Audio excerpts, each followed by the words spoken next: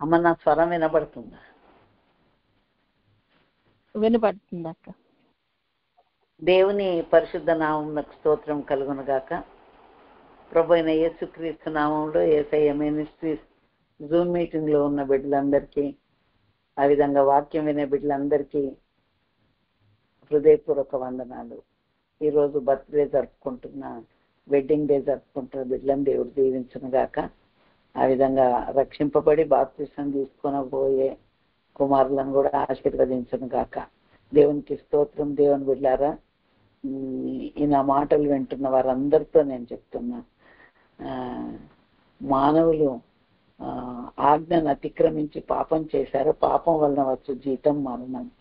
గనుక ఈ మరణం నుండి తప్పించడానికే, జీవం ఇవ్వడానికే యేసు ప్రభు మనం చేసిన తప్పుకు శిక్షను తాను భరించి మన కొరకు ప్రాణాన్ని పెట్టి రక్షించిన గొప్ప దేవుడు. కనుక ఆ రక్షకుడైన యేసు ప్రభు విషయంలో ఎవరు కూడా శ్రద్ధ చేయకుండా, నిర్లక్ష్యం చేయకుండా శ్రద్ధగా వాక్యం విని ప్రభువును అంగీకరించాలని మనవి చేస్తున్నానండి. దేవునికి స్తోత్రం. దేవుని బిడ్డలారా, మరి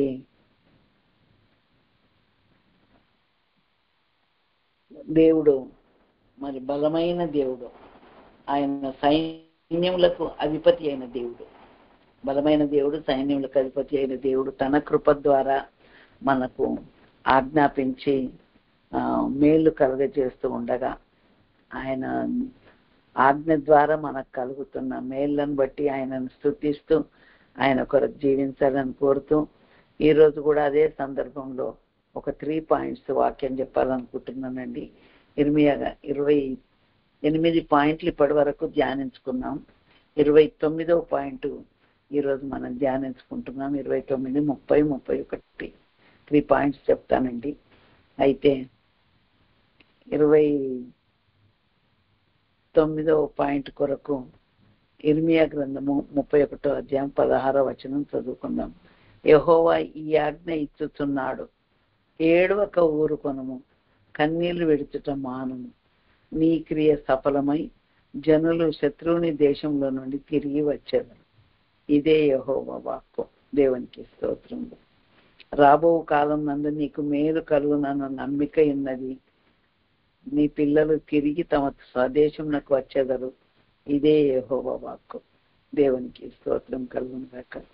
దేవుని బిడ్డలారా, ఈ మాటలు చెప్తున్నప్పుడు సందర్భం ఏంటి అనే విషయం చూస్తే, ఎఫ్రాయిం గురించి దేవుడు మాట్లాడుతూ ఉన్నాడు. అదే ఇర్మియా గ్రంథం 31వ అధ్యాయంలో, ఎఫ్రాయిము నాకు ఇష్టమైన కుమారుడా, నాకు ముద్దు బిడ్డ, నేను అతనికి విరోధంగా మాట్లాడినప్పుడల్లా అతని జ్ఞాపకం నన్ను విడవకున్నది, అతని గురించి నా కడుపులో చాలా వేదనగా ఉన్నది, తప్పక నేను అతన్ని కరుణించును. ఇదే యెహోవా వాక్కు.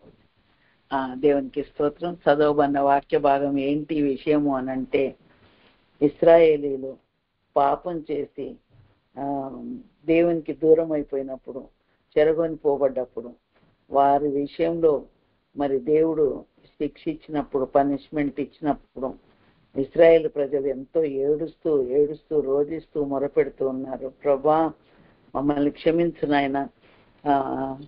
ఎఫ్రాయిము అంటే యోసేపు యొక్క చిన్న కుమారుడు. ఎఫ్రాయిము గురించి హోషియా గ్రంథం అంతా రాయబడి ఉంటుంది. హోషియా గ్రంథంలో ఎఫ్రాయిము చేసిన తప్పుదాల గురించి రాయబడింది. ఎఫ్రాయిము పేరు పెట్టినప్పుడు యోసేపు తన చిన్న కుమారునికి ఏమని పేరు పెట్టిండంటే, ఇదిగో నేను బాధ నొందిన దేశంలో దేవుడు నన్ను అభివృద్ధి పరిచాడని చెప్పి తనకు పుట్టిన చిన్న కుమారునికి ఎఫ్రాయిం అనే పేరు పెట్టాడు. ఎఫ్రాయిం అనే పేరుకు అర్థం ఏంటంటే అభివృద్ధి అని అర్థం.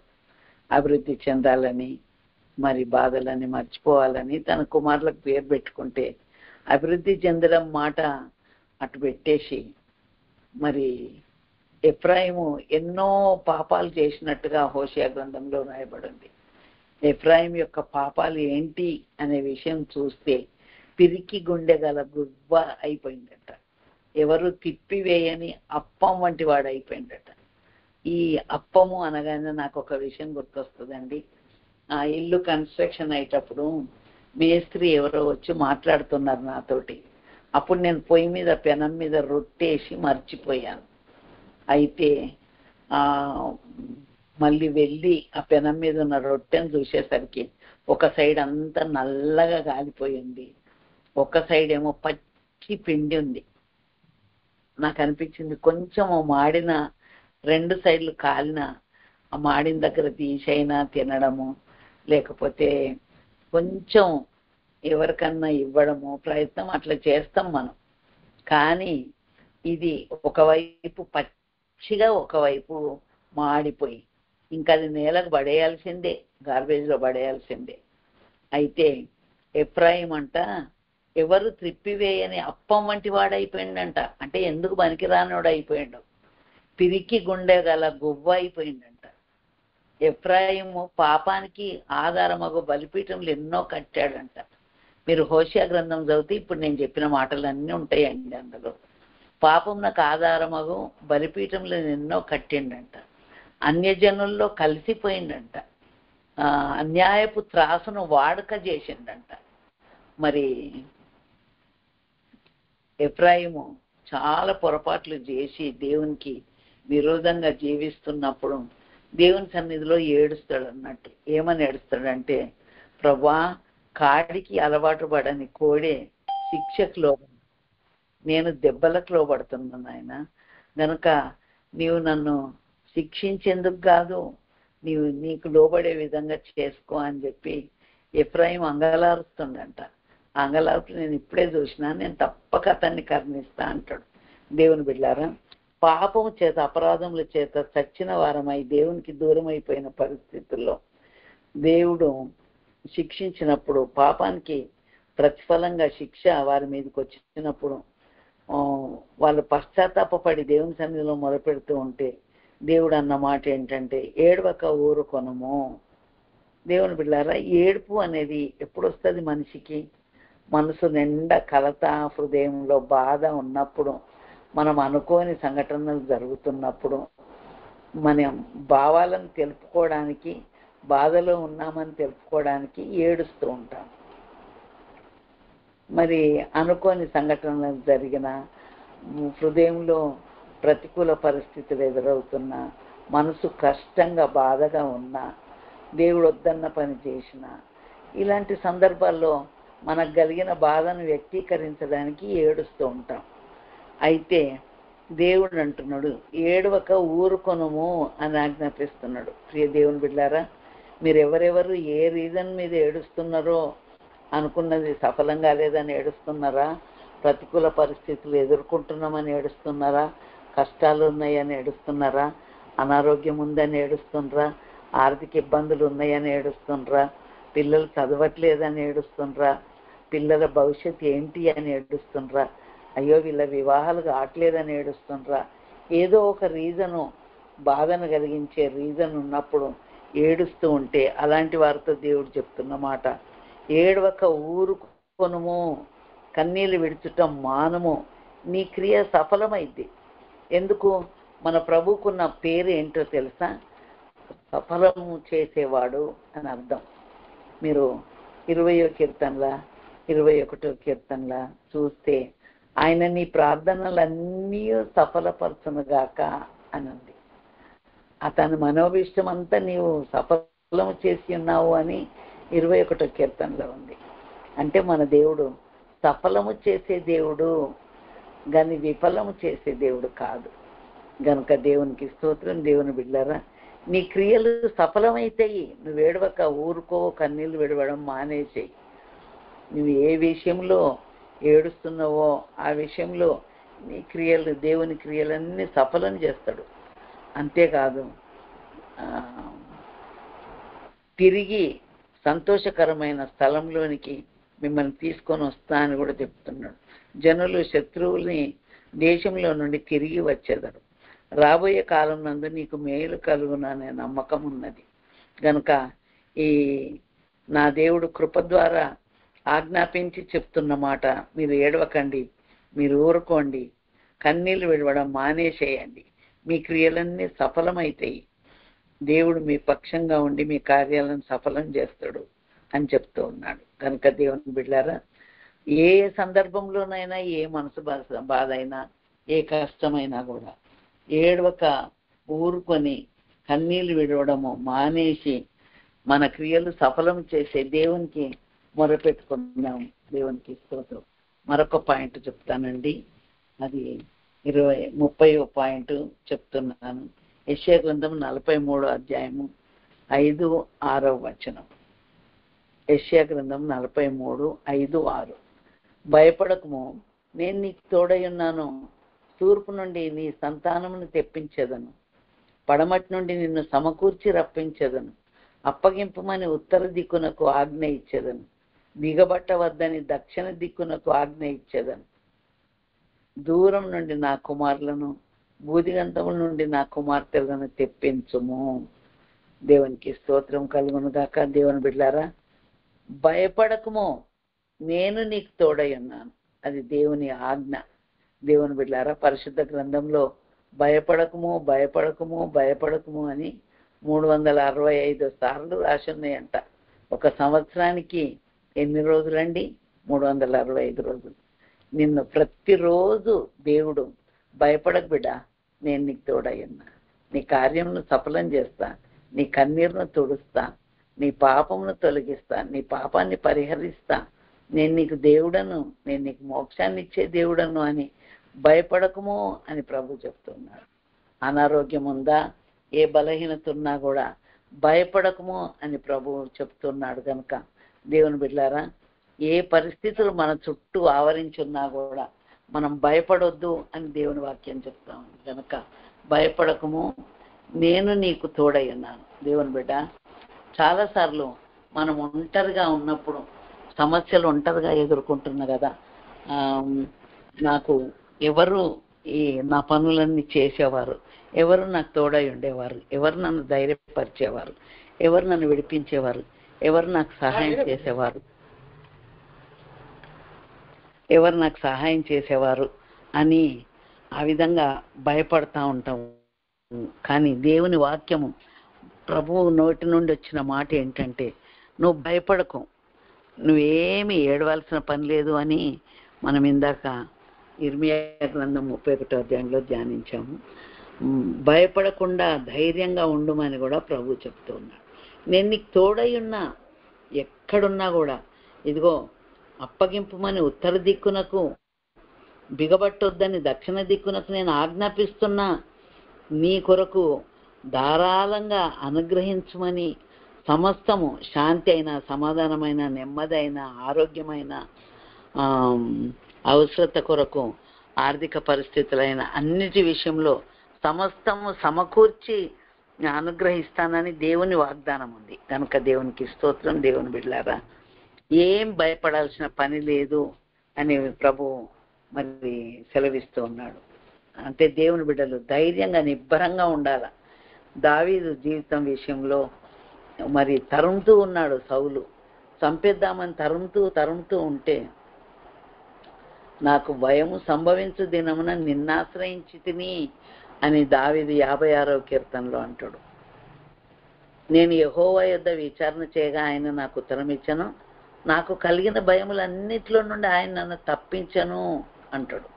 కనుక భయం కలిగినప్పుడు దేవుణ్ణి ఆశ్రయించాలి. కింద పడబోతున్నప్పుడు మనం ఏ విధంగా ఆ దగ్గరున్న దరిదాపులో ఉన్న ఆశ్రయాన్ని గట్టిగా పట్టుకుంటామో, అలాగూ మన కష్ట సమయంలో, మన దుఃఖ సమయంలో, మన బాధ కలిగినప్పుడు ప్రభువును ఆశ్రయించాలని, ప్రభువును గట్టిగా పట్టుకోవాలని దేవుని వాక్యం సెలవిస్తుంది. కనుక దేవుని బిడ్డలారా, ఏ విషయంలో కూడా భయపడడానికి వీల్లేదు.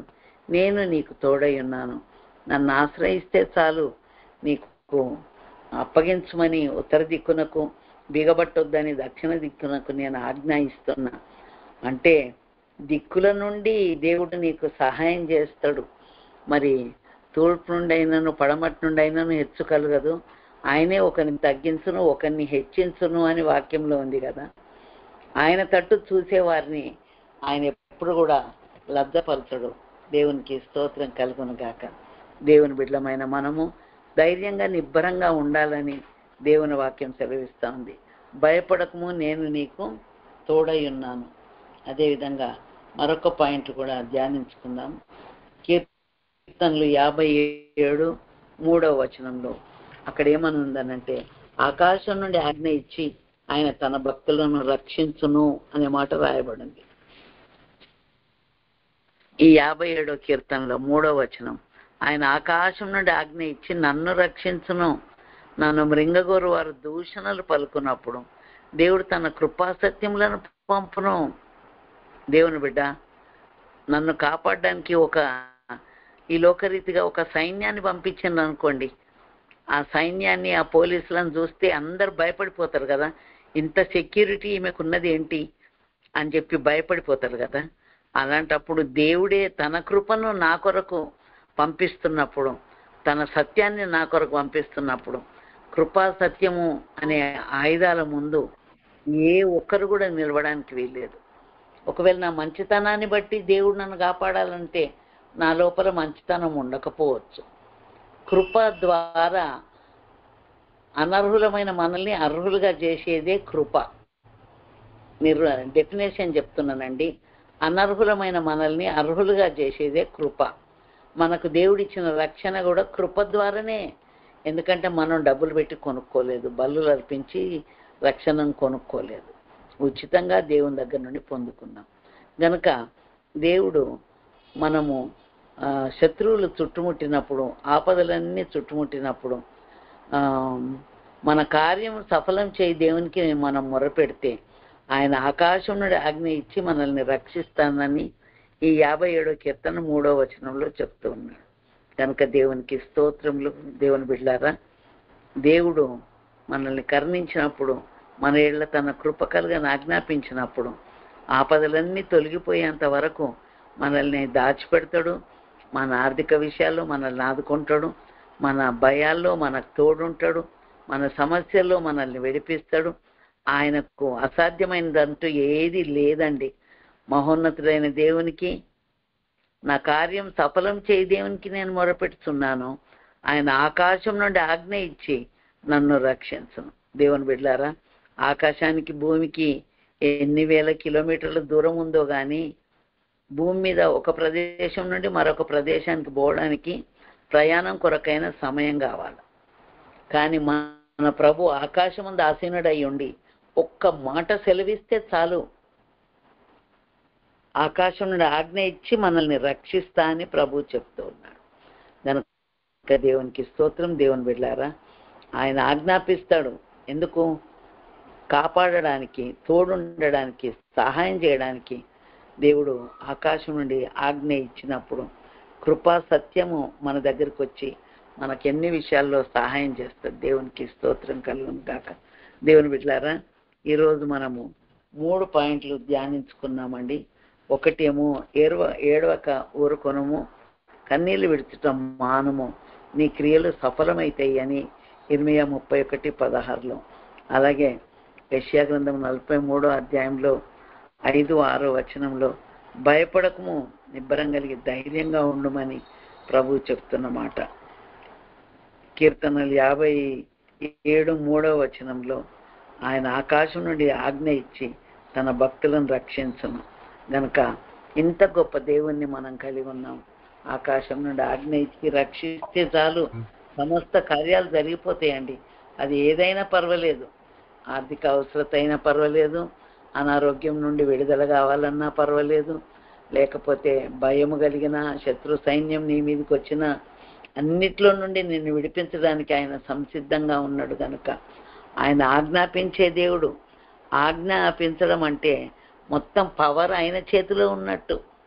దేవుని బిడ్డ, ఇప్పుడు సైన్యము ఉందనుకోండి, మిలిటరీ ఉన్నదనుకోండి, అధికారి ఒక్క మాట ఆర్డర్ ఇచ్చిందంటే సైన్యాలే కదులుతాయి. ఎందుకు? ఆ శత్రువులను సంహరించడానికి. ఆ విధంగా దేవుడు మన జీవితంలో మేలు చేయడానికి ఒక్క మాట ఆజ్ఞాపించిందంటే సైన్యములు వచ్చి మనల్ని ఆదుకునే విధంగా, కృపా సత్యము మన దగ్గరకు వచ్చి మనల్ని బలపరిచి జయమిచ్చే విధంగా దేవుడు తన కార్యాన్ని జరిగిస్తాడు. కనుక దేవునికి స్తోత్రములు. దేవుని బిడ్డలారా, ఈరోజు ఆయన బలమైన దేవుడు, సైన్యములకు అధిపతి అయిన దేవుడు తన కృపను కలగని ఆజ్ఞాపించి మనకు మేలు చేస్తూ ఉండగా ఆయనను మనం మహిమపరచవలసిన వారమై ఉంటున్నాము. ఆయన మనకు చేసే మేలు ఏంటంటే, నువ్వు ఏడవద్దు, ఏడవకుండా ఊరుకో, నువ్వు భయపడకు, నువ్వు ధైర్యంగా ఉండు. అంతేకాకుండా కృపను సత్యాన్ని నీ కొరకు పంపిస్తున్నా. కృపా సత్యం వచ్చిందంటే ఆ కృపా సత్యం ముందు ఏ ఒక వ్యక్తి కూడా నిలబడడానికి వీలు.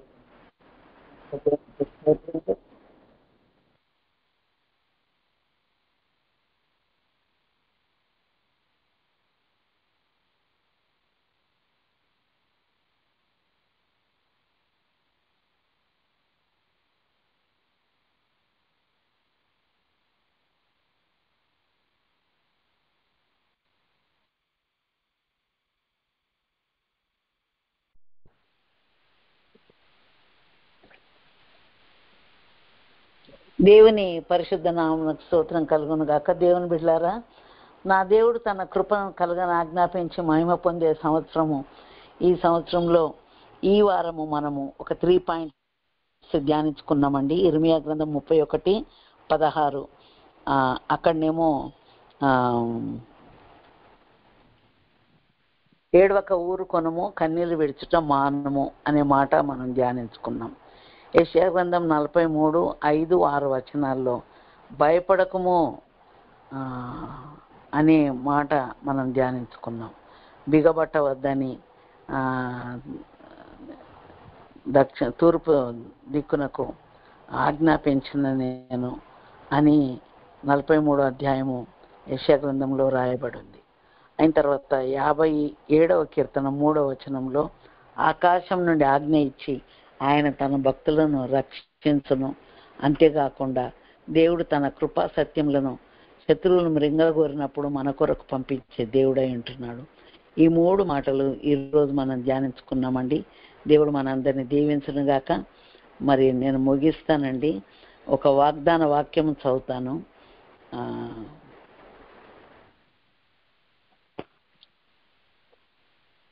నీ కృప ఆకాశము కంటే ఎత్తైనది, నీ సత్యము మేఘమండలం వరకు వ్యాపించి ఉన్నది.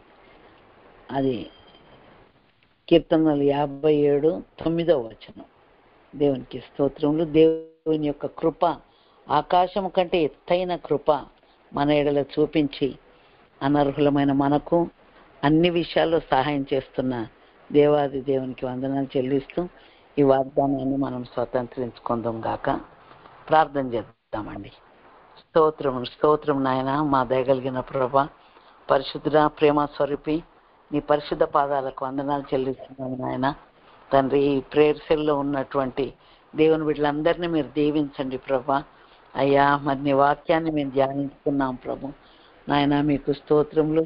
ఏడవక ఊరుకొనుము, కన్నీళ్లు విడుచుట మానము. అవును ప్రభా, మరి మా కన్నీళ్లను మీరు తుడిచే దేవుడు అంటున్నావు. అందుకని నీకు వందనాలు. మేము ఏడుస్తున్నప్పుడు మీరు సహించలేరు ప్రభా. మా ఏడుపును మాన్పించడానికి మా కొరకు గొప్ప కార్యములను జరిగించే దేవుడు ప్రభా, నీకు స్తోత్రాలు. అంతేకాకుండా ప్రభా, భయపడకము, నేను నీకు తోడై ఉన్నాను అన్నావు ప్రభా. దేవా, పడమటి నుండి నిన్ను సమకూర్చి రప్పించేదను, అప్పగింపుమని ఉత్తర దిక్కునకు ఆజ్ఞ ఇచ్చేదను, బిగబట్టవద్దని దక్షిణ దిక్కునకు నేను ఆజ్ఞ ఇస్తాన్నావు ప్రభా. మా కొరకు ఆజ్ఞాపించి కార్యాలను జరిగించే దేవుడవు ప్రభా. 57వ కీర్తన 3వ వచనంలో ఉన్నట్టుగా ఆకాశం నుండి ఆజ్ఞ ఇచ్చి నీ భక్తులను నీవు రక్షించే దేవుడవు ప్రభా. నన్ను మృంగగోరు వారు దూషణలు పలుకున్నప్పుడు నీవు కృపా సత్యములను నా కొరకు పంపించే గొప్ప దేవుడవు నాయన. అందుకని నీకు వందనాలు చెల్లిస్తున్నాం ప్రభా. దేవా, నీకు స్తోత్రములు తండ్రి. యేసయ్య మినిస్ట్రీస్లో ఇప్పటి వరకు వాక్యం విన్న ప్రియ బిడ్డలందరినీ మీరు దీవించండి ప్రభు. ప్రత్యేకంగా నాయన, బర్త్డేలు, వెడ్డింగ్ డేలు జరుపుకునే బిడ్డలను కూడా మీరు ఆశీర్వదించండి. రక్షణ కొరకు వారి హృదయంలో తీర్మానం చేసుకొని బాప్తిస్మం తీసుకునే బిడ్డల విషయంలో కూడా కృప చూపండి నాయన. ఏదేమైనా యేసయ్య మినిస్ట్రీస్ను మీరు ఆశీర్వదించండి ప్రభా. చేస్తున్న ప్రయత్నమును, చేస్తున్న సేవను మీరు దీవించండి ప్రభు. అనేకులకు సువార్తను వినిపిస్తూ ఉండగా దేవా, ఆత్మకార్యాన్ని మీరు జరిగించండి ప్రభా. దేవానికి స్తోత్రములు అయ్యా. యేసయ్య మినిస్ట్రీస్లో జాయిన్ అవుతున్న ప్రతి బిడ్డను, వారి కుటుంబాలను దీవించమని ప్రతి ఒక్కరికి నీ కృపను నీ సహాయం దయచేయమని ప్రార్థిస్తున్నాను నాయన. దేవానికి స్తోత్రములు ప్రభా. అంతేకాదు నాయన తండ్రి, మీరు ఇచ్చిన వాగ్దానం కొరకు కూడా వందనాలు చెల్లిస్తున్నాను నాయన. దేవా, మరి మాకు నీవు కృపను కలగని ఆజ్ఞాపించే దేవుడు అంటున్నావు కనుక నీకెంతో వందనాలు చెల్లిస్తున్నాం ప్రభా. దేవానికి స్తోత్రములు స్తోత్రములు స్తోత్రములు ప్రభా. అయ్యా నీకు స్తోత్రములు తండ్రి నాయన. మరి నీ కృప ఆకాశం కంటే ఎత్తైన కృప ప్రభా. నీ సత్యము మేఘమండలం వరకు వ్యాపించి ఉన్నది. నీ కృపను సత్యాన్ని మా కొరకు నీవు పంపిస్తున్నావు గనుక అయ్యా, ఎత్తైన నీ కృపను మా ఎడలో చూపిస్తున్నావు. మేఘమండలం అంతా వ్యాపించి ఉన్న సత్యాన్ని మా ఎడలో చూపిస్తున్నావు గనుక ప్రభా నాయన, సత్యవంతుని యందు మేము నిలిచి ఉన్నాం గనుక మీరు మాకు ఇచ్చిన వాగ్దానం కొరకు వందనాలు చెల్లిస్తున్నాం ప్రభా. యేసయ్య మినిస్ట్రీస్లో జాయిన్ అయిన వాక్యం విన్న ప్రతి బిడ్డను కూడా మీరు దీవించమని, మీరు ఆకడ కొరకు సిద్ధపరచమని నీ సహాయాన్ని కోరుకుంటూ మా ప్రభువును ప్రియరక్షకునైన యేసుక్రీస్తు నామంలో ప్రార్థిస్తూ ఉన్నాను కన్న తండ్రి. ఆమేన్.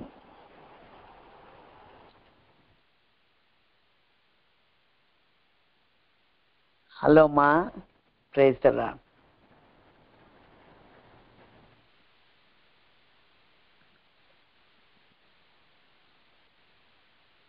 హలో.